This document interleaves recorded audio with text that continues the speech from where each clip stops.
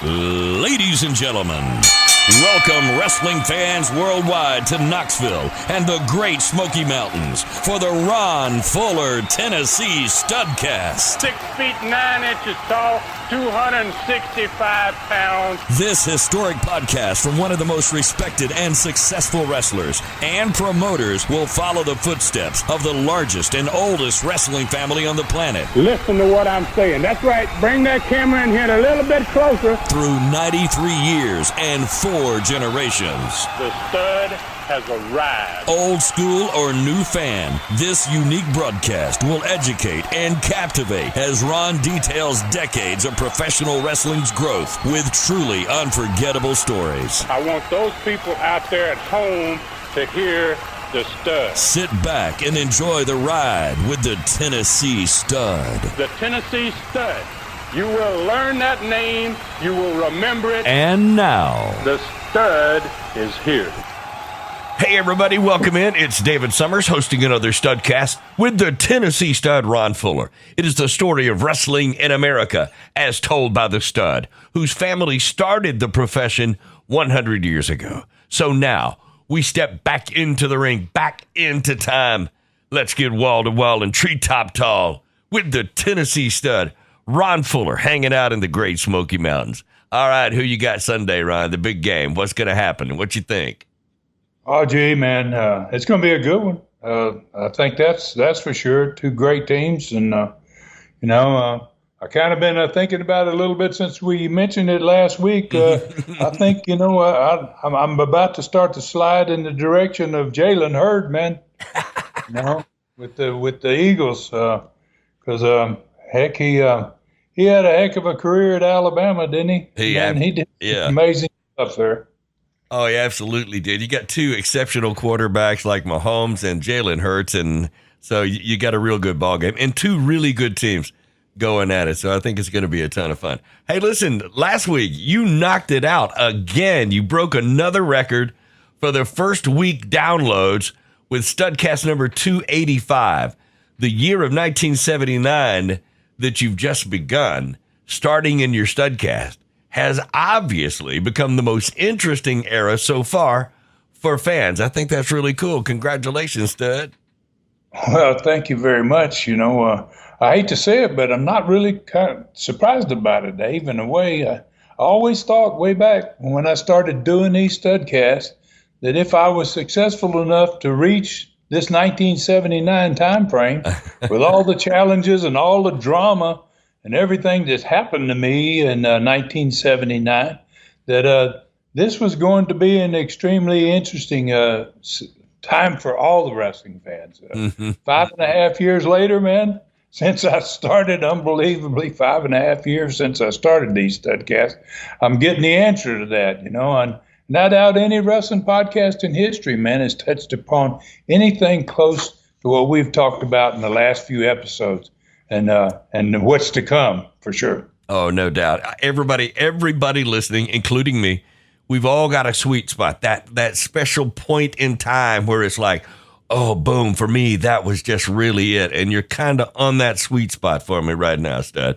All right, so I was just going to ask where we're going to ride today, but I got my first look at the title for the episode, so maybe I answered the question.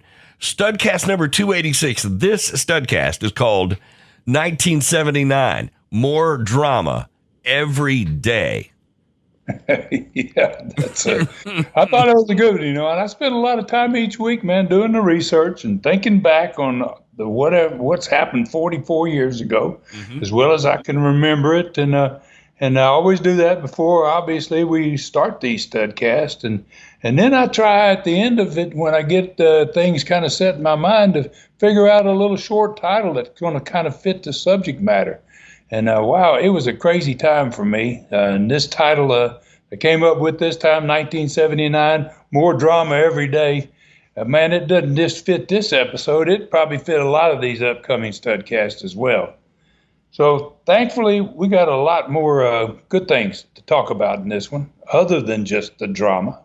So we're going to ride into a spectacular afternoon card in Knoxville Coliseum. to start this one off with on Sunday, February 11th, 1979.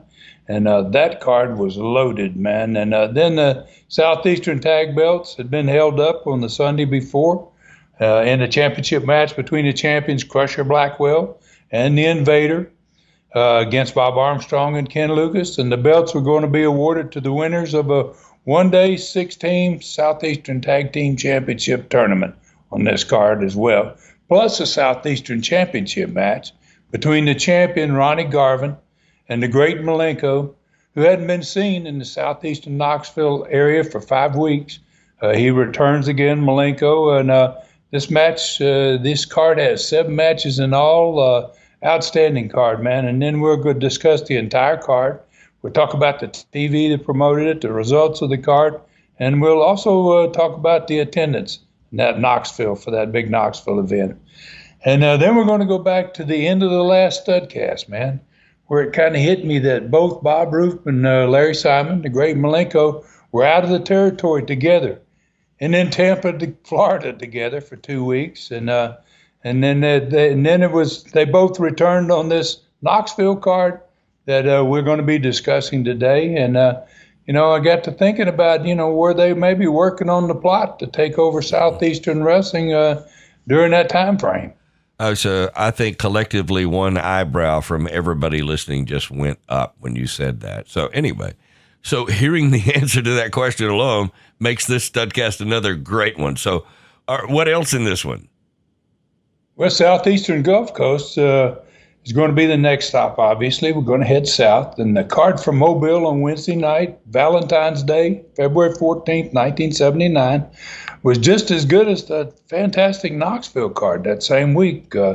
And 3 cities in the Southeastern Gulf Coast territory down there, Pensacola, Montgomery, and Mobile, were going to be getting a one-night tournament. 2 of the 3 are going to get a one-night tournament. There's a Texas death match on that card. There's also a Southeastern title match on that card. So we'll discuss that Mobile card, and we'll talk about the events in Montgomery and Pensacola as well. Talk about the TV promoting them and the results of the matches and the attendance. We'll talk about the attendance in all 3 of those towns.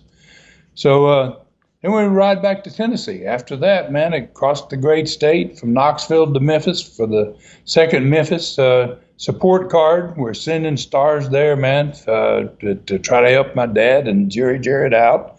And they're going to be stars, obviously, from both Southeastern and Knoxville, Gulf Coast and Knoxville. And it's going to be a drama-filled night, man, in that big old 11,000-seat Mid-South Coliseum. We'll get into that, and given enough time after that, we might even try to get us a learning tree in. I mean, you got to be kidding, Stud. You think you're going to get all that into 1 hour?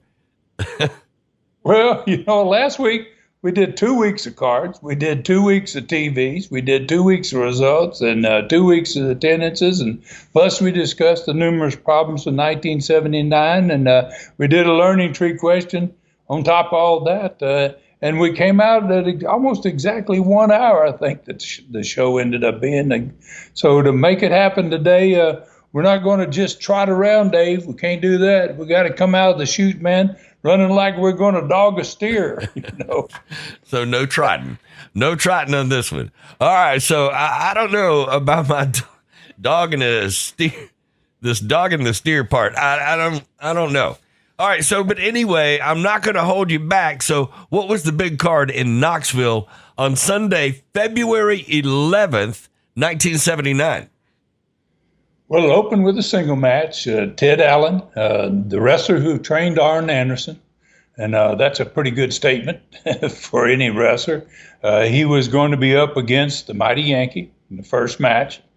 There was a tag team tournament for the held-up Southeastern tag belts.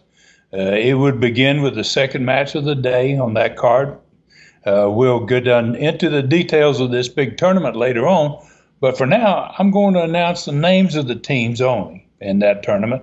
Bob Root and Bob Orton Jr. was one of the teams in the tournament. Tor Tanaka and Ron Wright, Crusher Blackwell and the Invader, Bob Armstrong and Dick Slater, Kevin Sullivan and Ken Lucas, and Charlie Cook and Mike Stallings. These were the 6 teams in the tournament, and the pairings for the actual matches was going to be done in a very different and a special way, in a way that we had never done them before. And one other really important match was on that card. I can't forget this one. It was for the Southeastern Championship and a whole lot more. Ronnie Garvin was defending against the returning Great Malenko.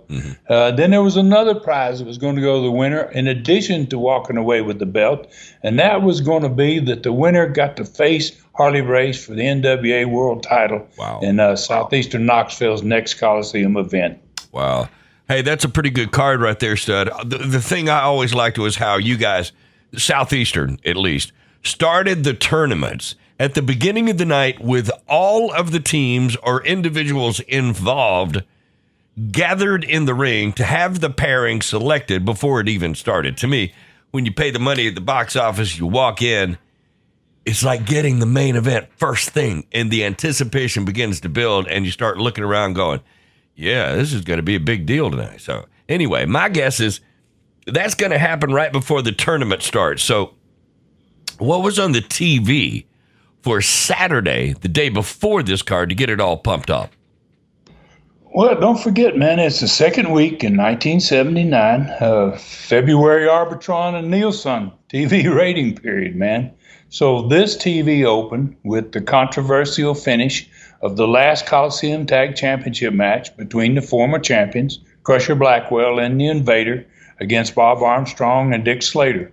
And with Les at the set, this opens up with Les there at the set, and sitting with him was the giant Blackwell. And I'm going to start to call him giant. He was 450 pounds, and wow, he was truly a large human being.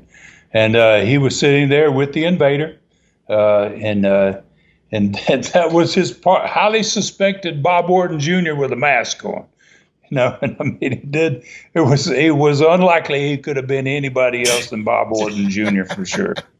So then the normally quiet Crusher Blackwell, who didn't have much to say normally, he watched just the start of this, and he jumped right in on the video, man, as soon as it started, and it was the part where the referee was raising his hand in the air. He had won the match.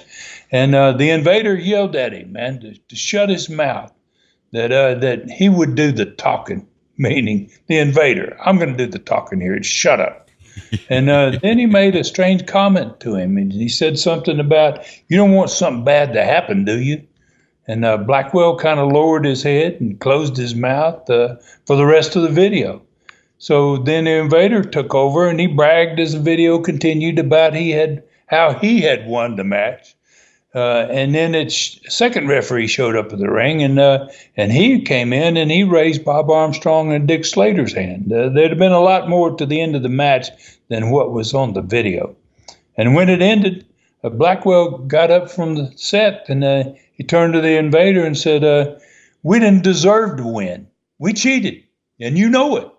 It's pretty odd, right? So the Invader, Bob Orton Jr., he jumped up and he got in his face, man, and then all of a sudden, for the first time ever, the Great Malenko comes from the dressing room. He burst onto the set, man, and him and Orton are both in Blackwell's face.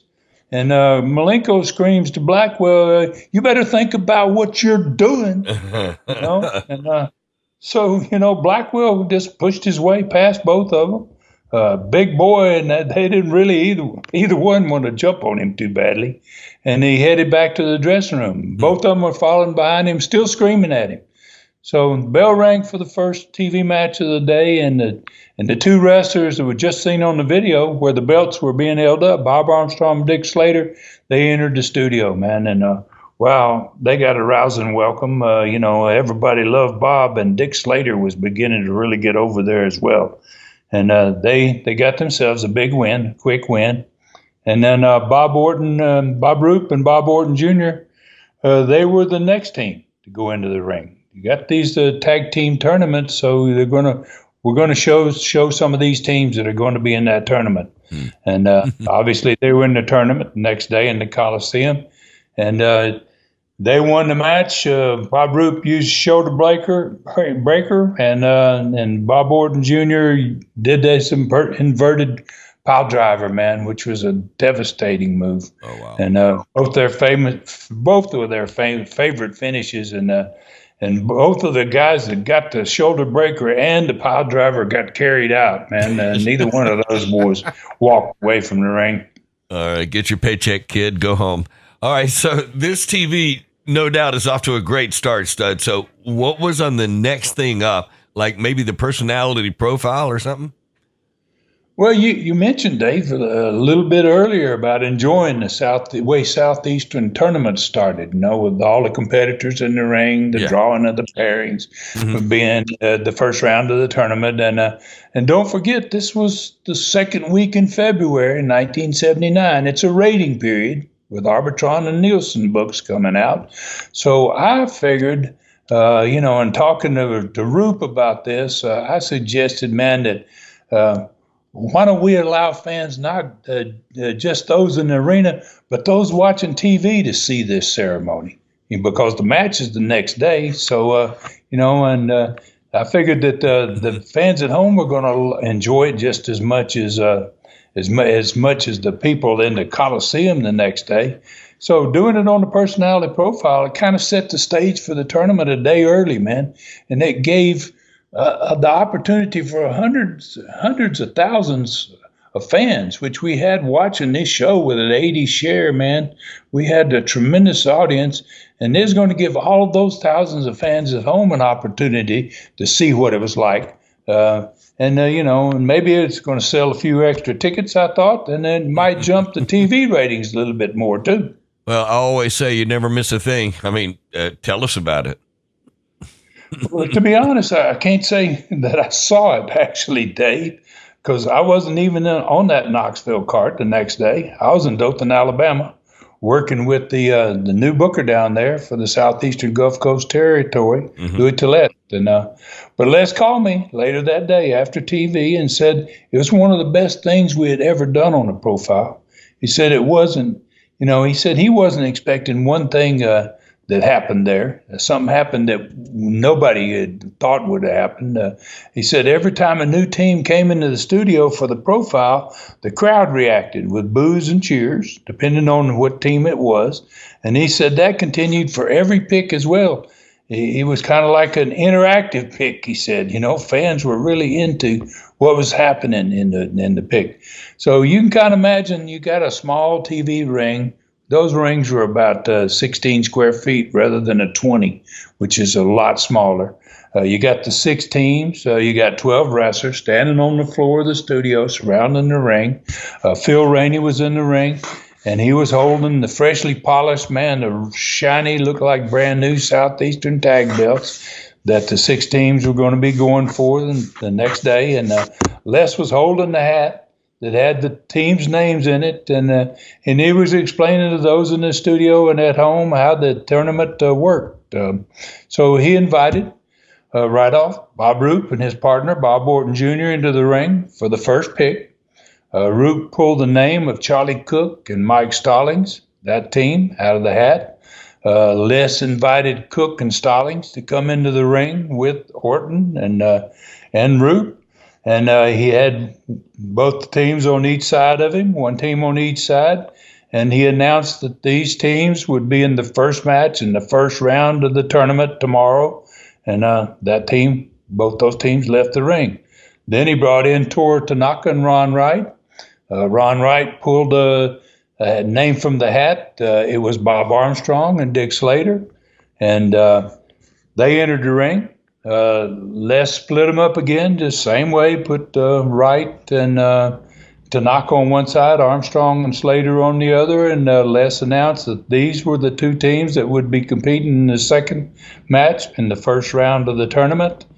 Then Kevin Sullivan, Ken Lucas came into the ring. Sullivan picked from the hat. He picked the only team that was left, obviously, Crusher Blackwell and the Invader. Blackwell got into the ring by himself for obvious reasons. I mean, Bob Orton Jr. is already in there. How's the Invader going to get in there, right? So Orton couldn't be in two places at one time. So it became very obvious at this point that Bob Orton Jr., for whatever reason, I could never figure it out, was wrestling twice on all these cards. So Bob Orton Jr., so Les announced that this would be the last match of the first round. The second round and the finals would be decided tomorrow. Obviously, when the first three rounds, we got the winners out of the first three, then they would decide who's going to be against who in the rest of that tournament. Wow. All right, so that had to be a very impressive display for those who had never seen anything like this before. And also a really good look at some serious wrestling talent, no doubt. So what came next?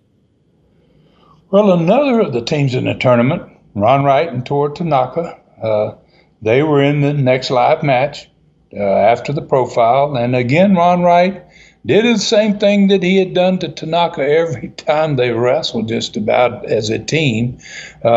He never got in the ring. And Tanaka was in the ring from the start of the match to the time that he had laid both of the opponents out, and then he went over and tagged Ron Wright. Ron came into the ring, he put his foot on one of them's chest, the referee counted him out, went over and put his foot on the other one's chest, and they got counted out too.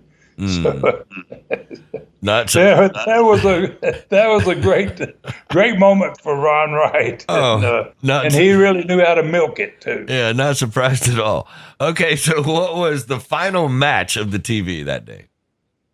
Well, it was all about the other main event, man, on the card. The Ronnie Garvin defending his belt against the great Malenko. And Ronnie was on TV. Now, we're in rating period. We've already had a great personality profile to help the ratings. So we just make this a championship match. Ronnie defended his belt on TV, the last match on this card. And then the returning great Malenko, he went and joined Les at the set, watched the whole match. And during the match, obviously, he was extremely critical of Ronnie Garvin. And he was saying that Ronnie wasn't good enough to be the Southeastern champion. And he accused Garvin of being scared of him, scared of his tremendous wrestling skills and his Russian heritage, and that Ronnie had been avoiding him now for 2 months, and it was time for him to get his belt back. So Les quickly, brought to his attention that Boris hadn't even been in town for 5 weeks. Because how's he going to wrestle you? You haven't been here for 5 weeks. So Malenko, he said, that's not by accident. He said, this is actually intentional because he said, I've been training for this upcoming championship match because there's a shot at the world champion. And I've been training with my good friend and the great shooter, Carl Gotch. And that he was going to regain his Southeastern belt tomorrow. And then the following week, he was going to win the NWA World Championship week later. Okay. Now, I've heard the name Carl Gotch before. He was considered, as I recall, one of the toughest wrestlers in the world. He trained a ton of Japan's stars. Was that true about Gotch, and did Malenko really know him? Yeah, actually it was, Dave. They were best friends, as a matter of fact, for years. They lived down the street from each other in Tampa. Wow. And everybody knew that Gotch, Gotch trained Malenko's son, Dean Malenko, great wrestler, man, young guy, great talent, junior heavyweight type of wrestler. Yeah. And Gotch had trained Malenko's son, so... And Dean went on to become a huge star. Many years later, man, the WWE worked in a lot of different companies. Oh, sure. And of course, hearing the name the Great Malenko over the years that we've been enjoying these Studcast, I always thought, I bet that's connected down the line. Certainly it is. All right. So these Studcasts really a ton of little known facts live here. You can count on that. All right, so what happened in the Garvin TV match? Well, Les told Ronnie Garvin, told me that Garvin won his TV match, which, obviously that went without saying just about. And he obviously did another one of those flying knee drops and throwed off the top rope. And Les said as soon as he landed in the guy's throat, he said he didn't even get up and take his knee out of the throat. He pointed straight at the set to Malenko, and he motioned for him to come and get some. Right? Those guys didn't like each other much, and Garvin had a great style, man. So I guess when Malenko didn't come, he probably just put his knee in the guy's chest and got him counted out. Yeah. And they carried him out. Sounds like Garvin and another really good TV from start to finish, no doubt about it. All right, so what happened at the Coliseum the next afternoon? Ted Allen beat the Mighty Yankee in the first match. Bob Roop and Bob Orton Jr. Took the belts, man. They made it to the finals, and the finals was against Bob Armstrong and Dick Slater. But it was a little bit of a controversial finish, and it was enough of a controversial finish that it was going to allow Armstrong and Slater to get themselves a return match right away the next week. It's going to be championship week there, man, big week. Ronnie Garvin successfully defended his Southeastern belt against Malenko, and he earned the NWA World Championship match with Harley Race. And the matches were going to be on a very rare Monday night instead of the Sunday afternoon like they usually were. Mm-hmm. But I don't think it was going to affect the crowd a bit because it's going to be a tremendous card. So it's a great setup. It had been a great setup, and we were looking for something really big the following week. Okay, so what about the attendance for this great card? Well, man, it was almost sold out. It was about 5,300. Normally it's around 56, somewhere in that area for a complete sellout. So it was darn near a total sellout for it. And so really good card. Really good card, really good crowd. Okay, Stud, you said earlier that we might talk about that recent Bob Roop and Great Malenko thing 2 weeks together in Tampa, Florida, and what you think that might have been all about. So what are you thinking? Well, man, it was still, like almost 4 months before 5 of the wrestlers on this card are going to actually break away from Southeastern and open their own wrestling company in the Southeastern Knoxville territory. And there had to have been some discussion that makes some sense. There obviously had to be some discussion somewhere around this point between at least 2 out of those 5 people about the possibilities of the success of doing something like that, So Roop and Larry Simon, which is the Great Malenko's real name, were very good friends. And both of those guys had extremely negative thoughts about owners of territories and basically not sharing the wealth with the wrestlers, I guess is a good way of putting it. So Roop had already attempted, as a booker, to take over another NWA territory in San Francisco, Roy Shire's territory. And Larry Simon, the Great Malenko, had a history of being very difficult when it came to payoffs. So it's kind of hard for me to believe, with Bob Roop being the booker, that they both coincidentally took a vacation to the same city 700 miles away at the same time.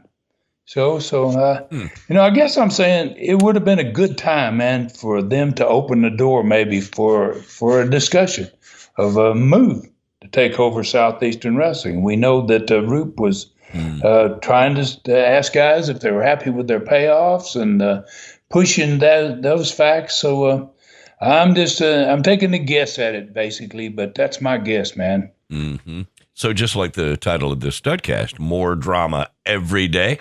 This 1979 year for you had to be a nightmare so far, and it's just getting going.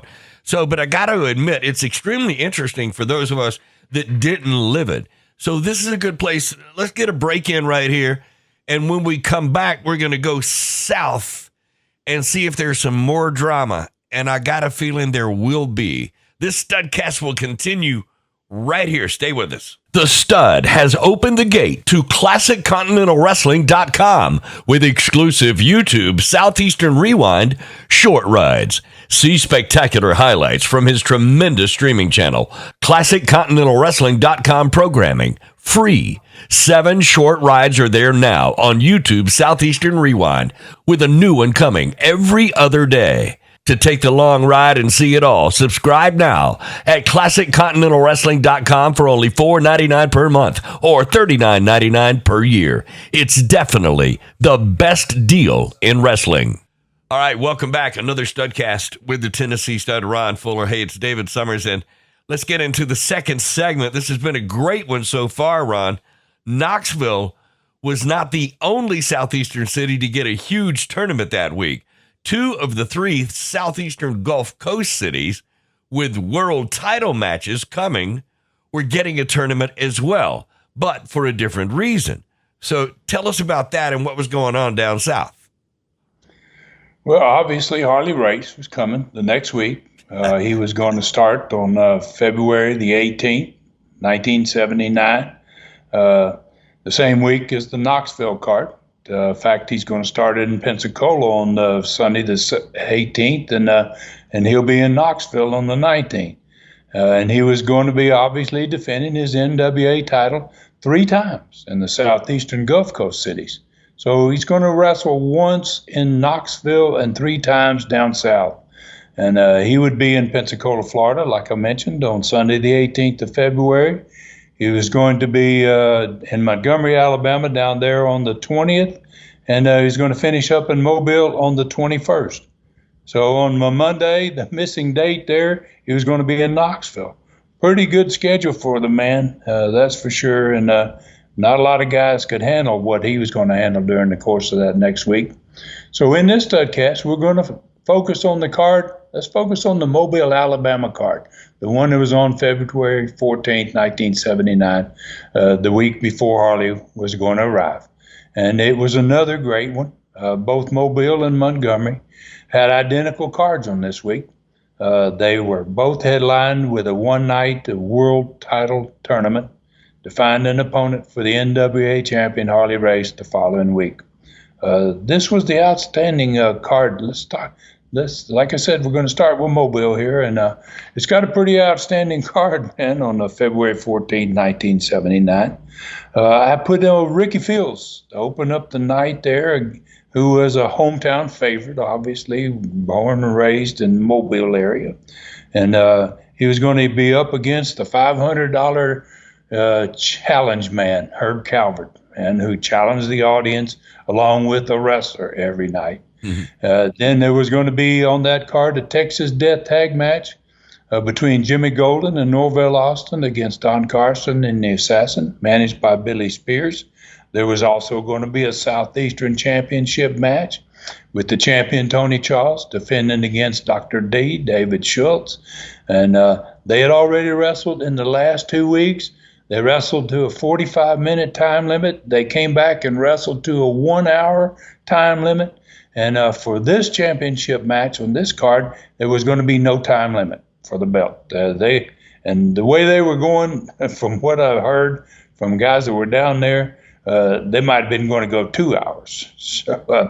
So the night was really topped off with a 6-man, one-night tournament. The winner of that tournament was going to get Harley Race the following week for the NWA World Championship. And here was who was in that tournament. And that tournament was going to be held in Mobile, and it was going to be held in Montgomery. So Bob Armstrong was in that tournament. The former NWA World Champion, Jack Briscoe, was in the tournament. The Mongolian Stomper was in the tournament. Buzz Sawyer, Gorgeous George Jr., and myself. And there was 8 matches on that total card, Mobile and Montgomery. Wow. I love the way you would just, in a big show like this, you would drop a name like Jack Briscoe in there on one of these shows. That's pretty awesome. Kind of unexpected, and the crowd loved the Briscoe boys back in the day, especially. All right, so I thought the Knoxville card was easily going to be the best between the two territories this week, but now I think I've heard this one, so I'm not sure which one was the best yet. I'll make my decision on that later. I'm sure everybody else listening is going to do the same. So how many of the wrestlers in the tournament did you have on the TV to promote this big card? Well, Dave, all of them except for Bob Armstrong. Oh. And the only reason Bob Armstrong wasn't on that TV is because he was on the Knoxville TV the same day. We were recording in Knoxville for the show of that week, and we were recording in Dothan for the show down south. So he couldn't be two places at once, so he was not there. But all of the others were on that TV. And Charlie opened the show with me and Jack Briscoe to talk about this upcoming tournament at the very beginning of this show down in the southeastern Gulf Coast. And Jack Briscoe obviously was and I'm sure most fans are aware of this, but he was a national champion amateur wrestler at Oklahoma State, won the national championship 2 times. And he was not just a friend of mine. Jack was kind of a mentor to me, man, in my first years in the ring. He spent a lot of time watching my matches and talking to me. He really helped me a great deal. I always had a lot of respect for Jack. And on this particular day, he kindly agreed because I'm there down south there in Dothan, and Jack agreed to wrestle on the first match on the show. And what a great match it was, man, because I talked to him about it, and he was always a great competitor. And I said, Jack, would you wrestle against Herb Calvert? Because he was a big star at Oklahoma University. And Jack said, Ron, I'd love it. He goes, wow, I've always wanted to wrestle this guy, right? So Jack wrestled the 500. I call him the $500 a night crowd challenger, right? Calvert, man, who was challenging all these fans, man. And Calvert was also a great amateur star at Oklahoma University. And that match, wow! I watched it. I'll never forget. It was an absolute classic, man. And I was since I was at the set with Charlie when we started the program, Jack went to the ring to wrestle. I stayed with Charlie, and I had the opportunity to help describe that match with Charlie Platt. And Charlie was like me after it was over. He's like, Ron, I've never seen anything like that. It was just an unbelievable match, man.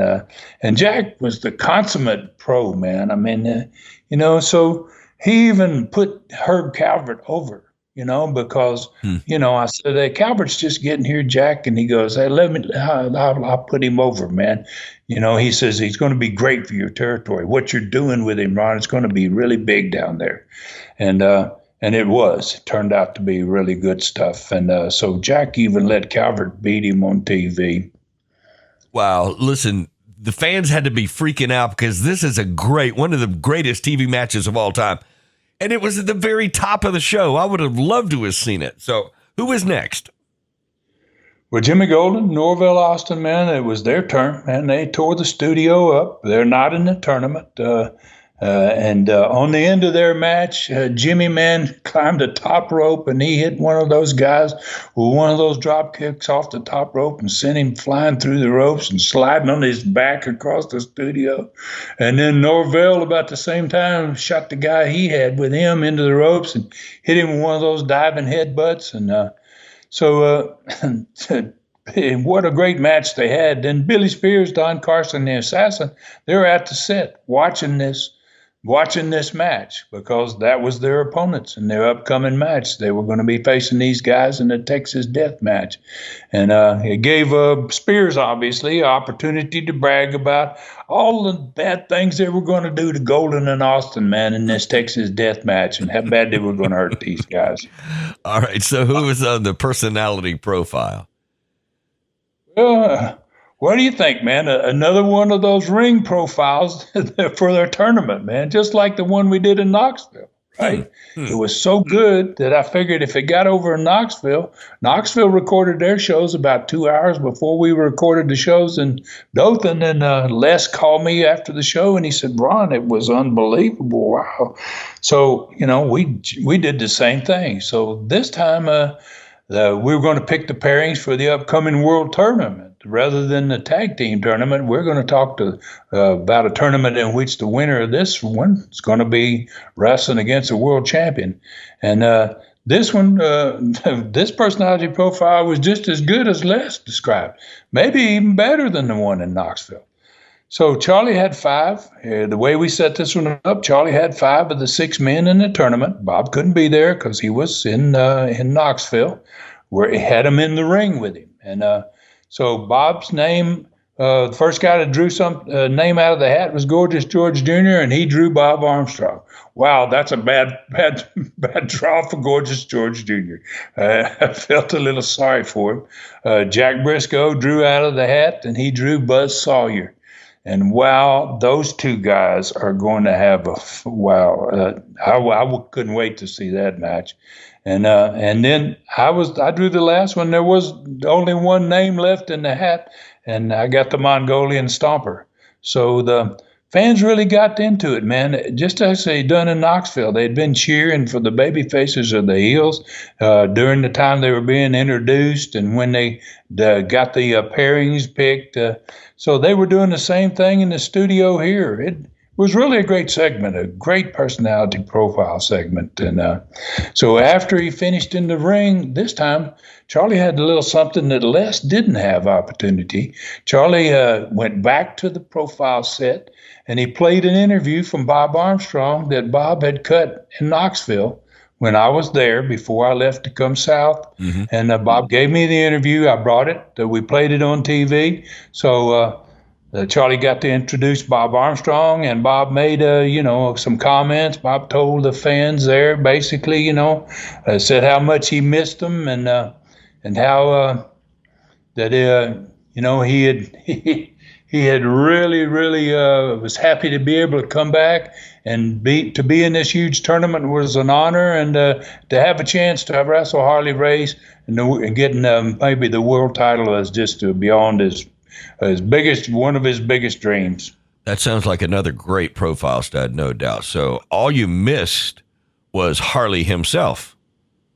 Well, maybe not now, Dave. You didn't let me finish here, So after Bob's interview, Charlie introduced Harley. We had an interview from Harley, and Harley's interview was extremely short. I watched it, man, but it was not sweet. They say short and sweet. It was short, but it wasn't sweet. And he said he really didn't care how the NWA wrestling promoters went about picking his opponents. He said it was a waste of time anyway. He said because no one was going to beat him because he was the baddest man on God's green earth. Pretty short, I'll tell you that. Yeah. But Harley had a way of making his point.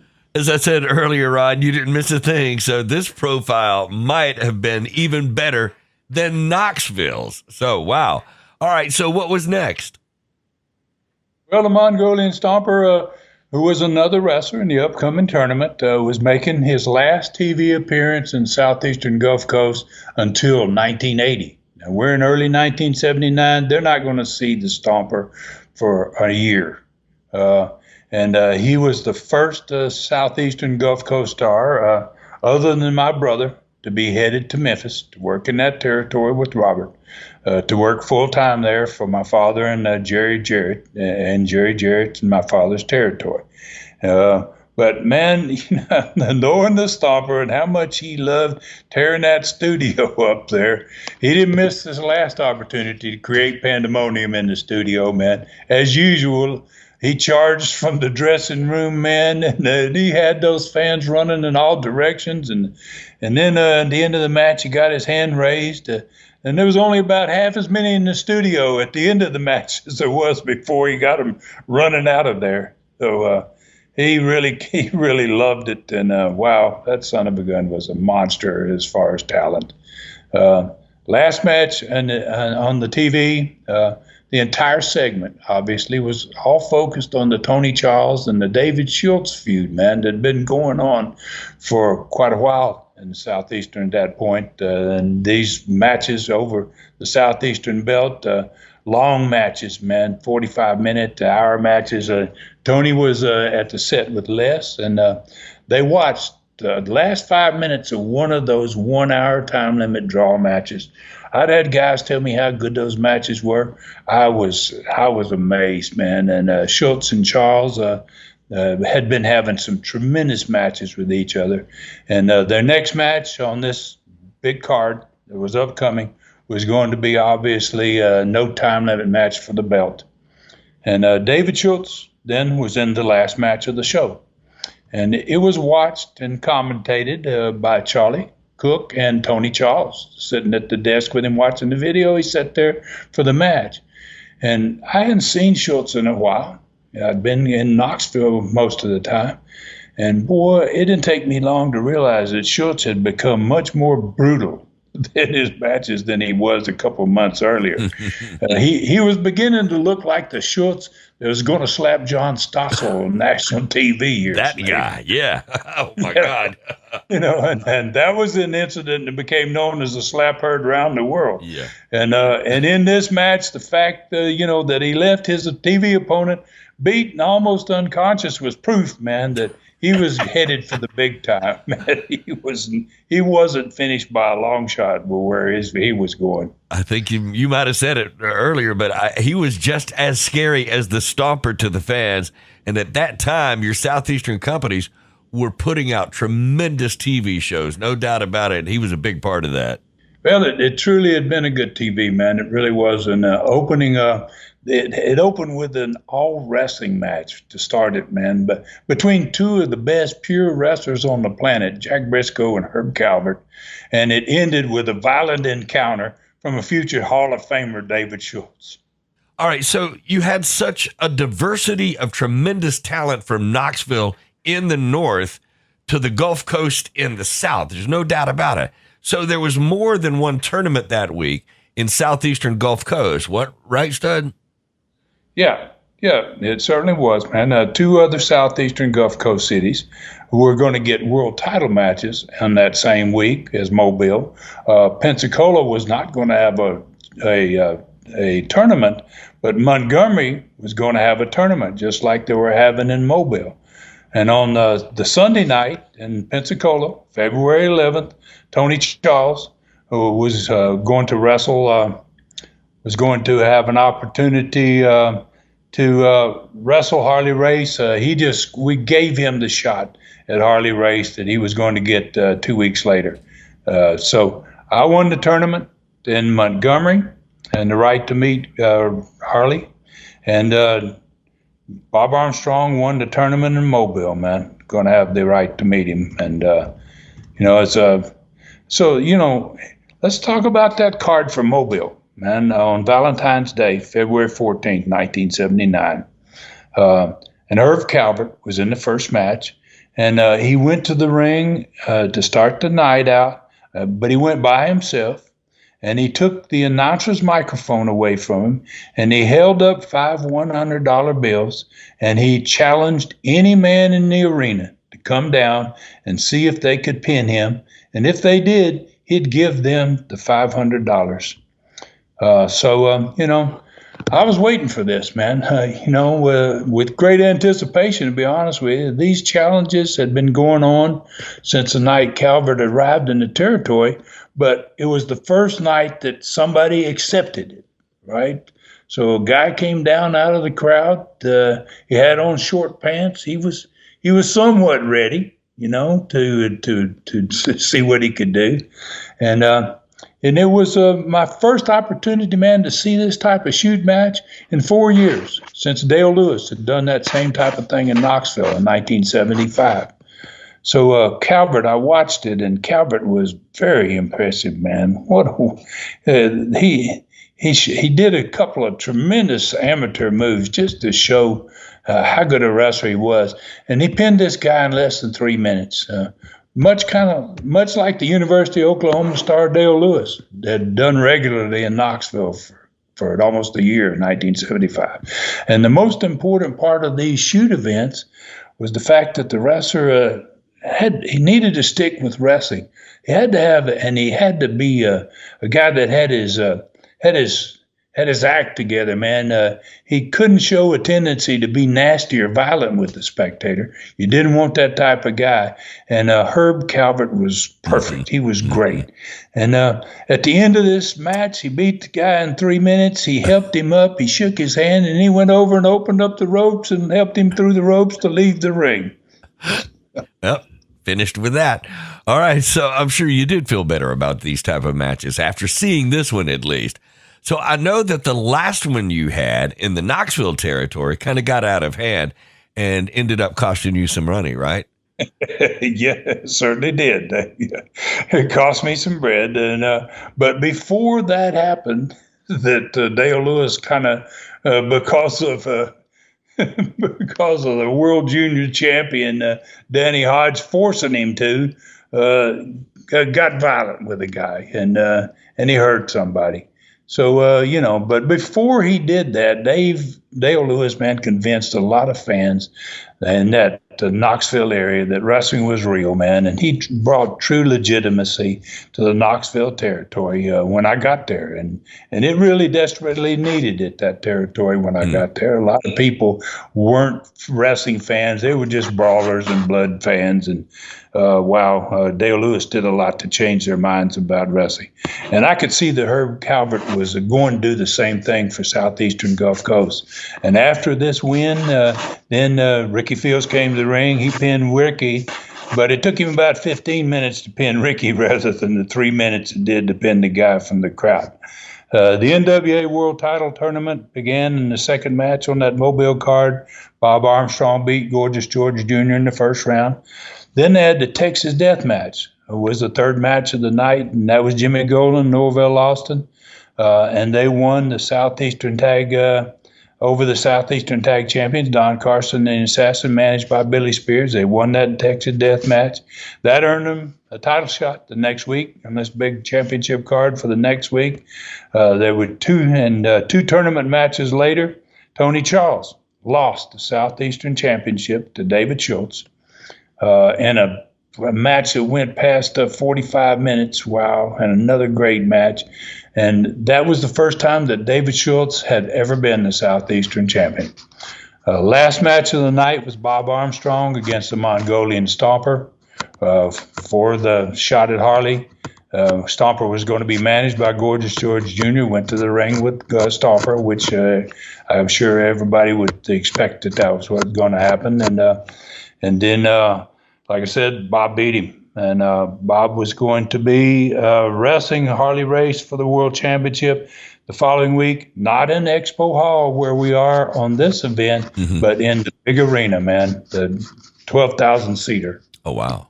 Wow. Okay. So Bob wins the tournament and is ready to face the greatest of all time. All right, so that's really a great week for wrestling fans in the Gulf Coast. Well, what about the attendances for those three cities with the tournaments?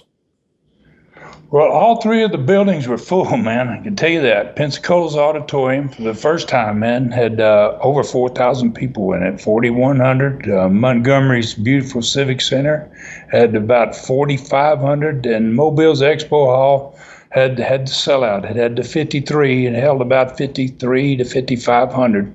And so that was 13,900 fans, man, in those three cities alone. Almost 14,000 fans down there in the Southeastern Gulf Coast. All right, so it sounds like another great week in Harley race. The world champion was coming to all three the next week. So I think you've got a shot at making it through all the things you said at the opening of this Studcast, Ron. I think you're on a roll. Let's keep going. Okay. All we got left, I think, is riding back north toward Knoxville. To the opposite side of the state of Tennessee, we're going to be in the Mid-South Coliseum in Memphis for another night of drama, man. And the last time we talked about what was going on there was January 22nd, 1979, a card that was about 2 weeks before this one. And that was the last time that we had sent a lot of guys to Memphis. And so we'll talk about that card now. My brother, was already the new booker there. The Mongolian Stomper and Gorgeous George Jr., had just started. They had left southeastern Gulf Coast. They had just gone into the Memphis territory full time on this same week that we're talking about here. And we'd been discussing this tag team tournament in Knoxville and the 3 world championship tournaments, southeastern and Gulf Coast. So there's a lot of things going on. My brother and Stomper, Gorgeous George Jr., are now wrestling full time in Memphis.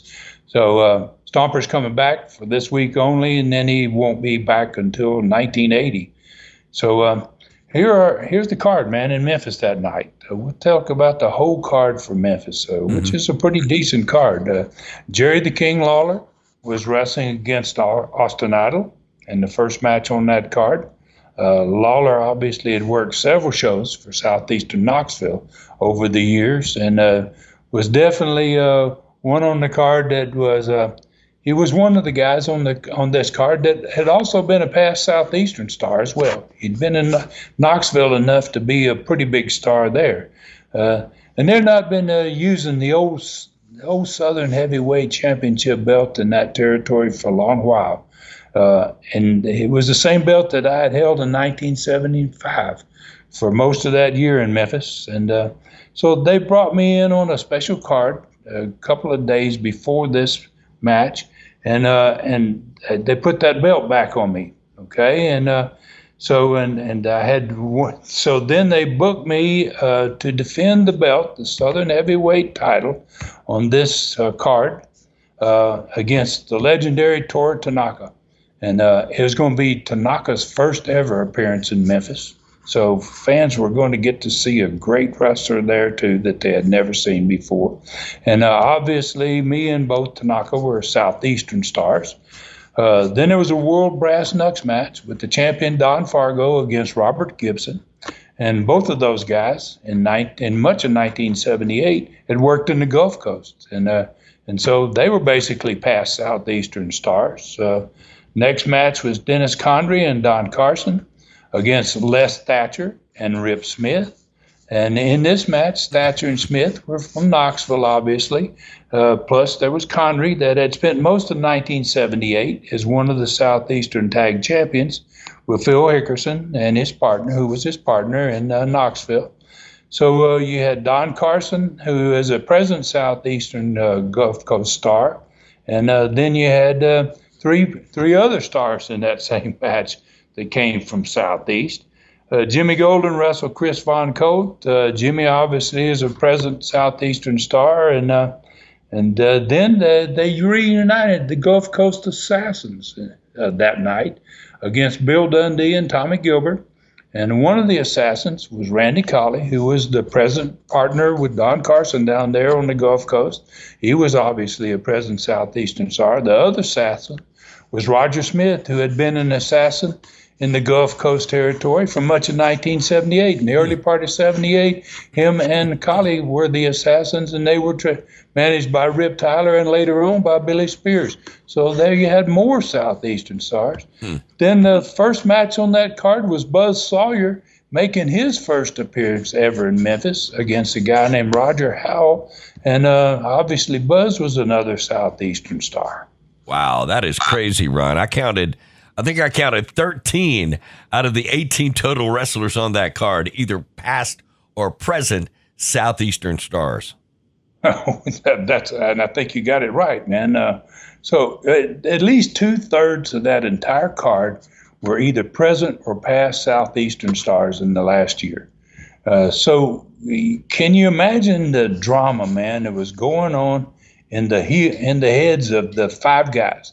There were 5 guys on that card that hadn't worked for me and hadn't never worked for Southeastern. And can you imagine what they felt like, those 5 guys sitting there and looking around at each other and seeing my brother who was the new booker. And they had to be wondering, well, how long am I going to be here before I get replaced? All right, listen, I never thought about it that way, Stud. But if I had been one of them, I can see where maybe there would have been some real drama, no doubt. All right, sorry, Stud, but we're not going to make it to the learning tree question. we had been hoping for earlier in the show, but we can definitely make that up in the coming weeks.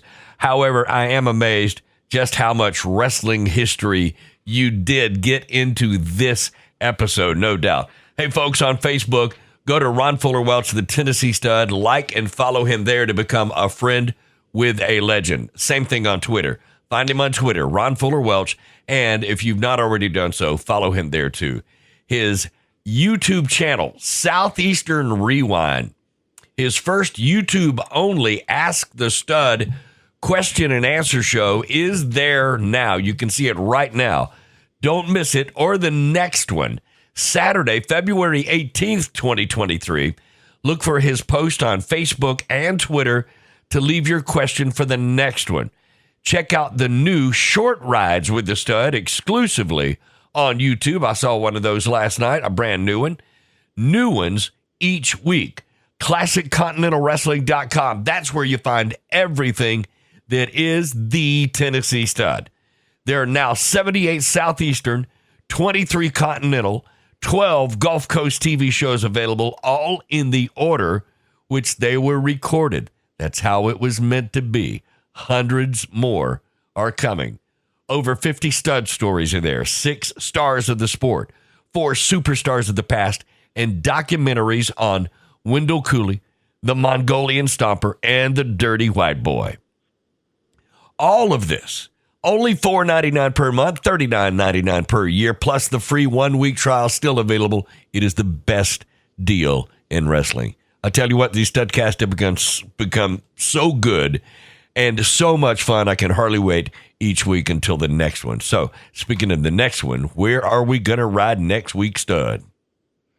Well, man, we're racing, pardon the pun, and do a 4-night NWA World Championship defense from the champion. The guy that famously referred to himself as the baddest man on God's green earth, Harley Race.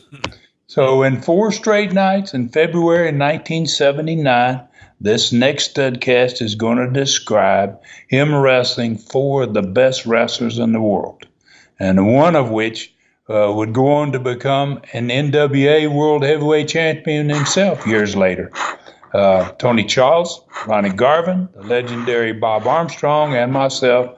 All those matches will be discussed in next week's Studcast. And Ronnie Garvin is that guy that went on to become world champion himself. Wow.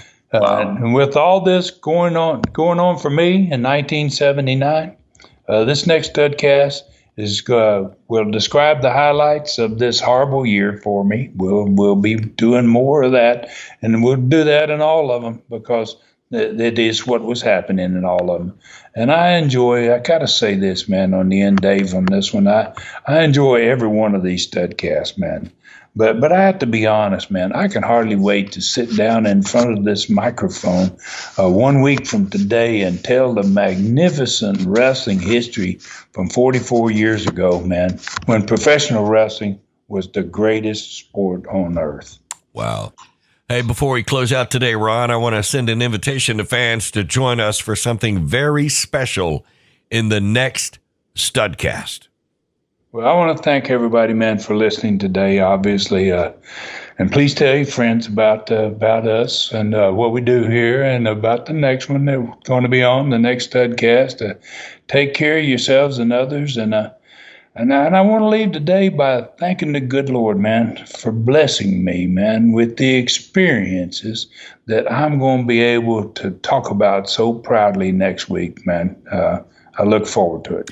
And we're certainly looking forward to it as well, Stud. For Ron Fuller and the Great Smoky Mountains, I'm David Summers saying thank you for listening. Find me at davidsummersproductions@gmail.com.